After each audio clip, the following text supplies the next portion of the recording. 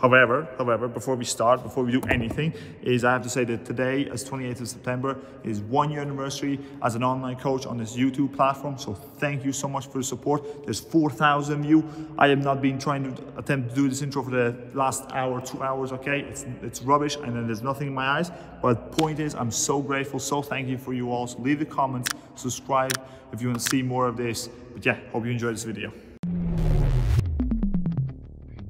Yes, but I'm Coach Eddie and this is Dublin Table Tennis. Welcome to the club, welcome to the channel. If you want to become a member, make sure you subscribe so you don't miss any other videos. But yeah, so today is a very important video is because it's not going to be a tutorial or a how-to exactly, but we're going to talk about the things that you need to look out for. And if you're making these mistakes, this is how you can fix that and improve your technique. So I'm going to run through 4 different things, which are going to be in backhand flick, forehand flick, in rally gameplay, okay, in rally attacks, and most importantly, footwork. So in each of these 4 topics, there's a significant thing that you keep missing or you are at fault that prevents you to do something very well. And I'm going to break it down to you. I'm going to explain what it is and how to fix it so you become a better player and more competitive on the table. Yeah, even after a year, I don't know how to do intros or outros. Let's just get right to it. Now, the first technique we're going to talk about is the backhand flick. In the backhand flick, the small significant detail that you do that probably takes the ball, when you take the attempt, the ball carries over the table, is because you're probably putting side spin on the ball rather than top spin. See, and that's why you're in this angle, because I want you to focus the ball and the racket's connectivity. When you're attempting the shot, you think you're probably doing this using your wrist and rotating out. You think the rotation out carries the ball over, and if it doesn't hit the table, you're probably thinking, oh well, must have used too much power. Now, in theory, you're correct. You're using too much speed, and speed is actually generated when you hit the ball on the side spin. So when you attempt it, you need to hit the ball face of it, rolling it, and creating topspin. But in reality, what's happening is you're hitting the ball on the side of it, and that way the ball carries like this, creating side spin on the technique, on the ball from the technique, and side spin means acceleration, which means that it is too much greater speed for the short distance, and that way the ball carries over and just misses the table. Topspin, science and physics, makes the ball dip and fall onto the table each and every time. Or the point is, the ball will dip. You might overhit it with power, yes, but you have a greater chance of hitting the table from your backhand flick if you make the contact face of it, creating topspin. Now, second technique is a forehand flick. I'm sure in theory you do it correctly.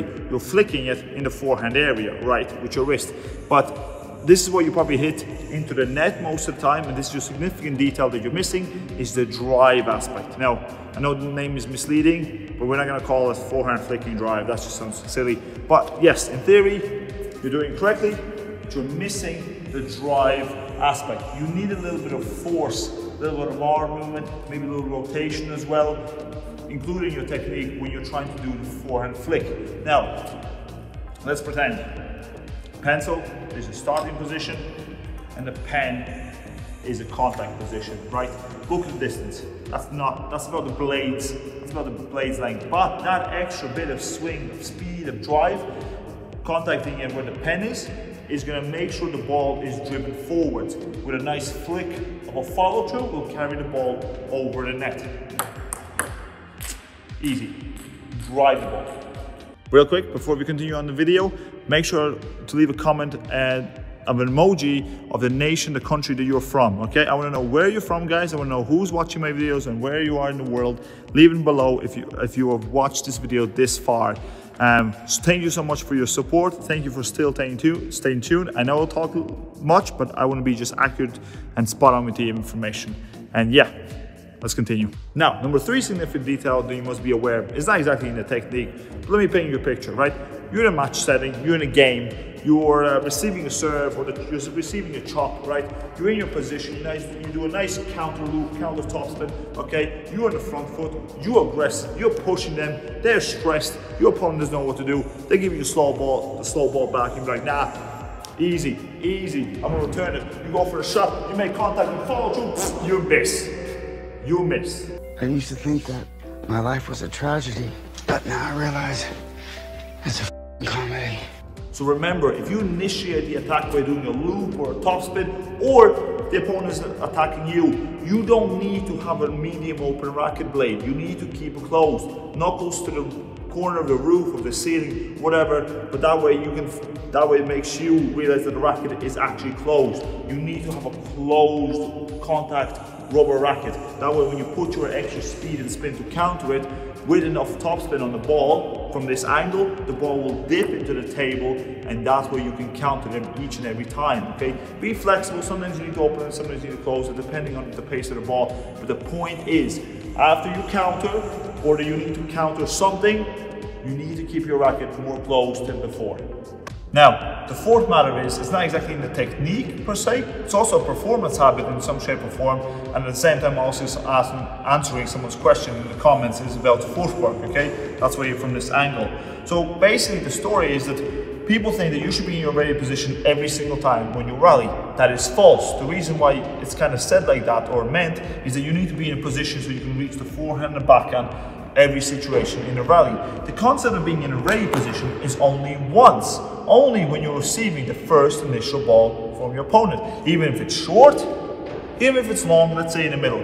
Once you go out, once you go out and take your shot, your point of your point of return of footwork is a fourth significant matter, and is that you need to come out wider, okay? You need to be in this position. No longer you need to be in the ready position every single time. You come out wider, especially because most of us, our forehands is a stronger suit. So we give ourselves an advantage in a rally to be in that more faster predator attacking scent or position, where you can go and take your forehand with more aggression, more spin, more rotation, easier to counter anything, and you're still in contention to take a backhand drive or a backhand flick when you need to. But this is the point. This is point number 4. Be wider on your point of return of your footwork, even when it's short. You still come out wider. You might even see players in the professional world stand in the corner already wide like this because they want to take their first ball already wider. It's a good thing to do, but you need to be a certain level. That's why there's no issues to start ready position, but after the first return, be in the wider position so you can return it in a more advantageable position. So that's it, player. I'm gonna put on my jacket soon because I'm actually getting cold. It's getting a lot cold in this country, and I don't think I'm gonna be doing any more intros in the t-shirt for a while. But yeah, I hope you enjoy this video. I hope you stay tuned. Remember to leave a flag below in the comments so I know where you're from. Subscribe to the videos, subscribe to the channel so you don't miss any more videos. And yeah, we're gonna leave it here. I'm still horrible at intros and outros. But yeah, again, thank you so much for your support. And I hope that someday in the real world we get to meet and I get to coach you in real life.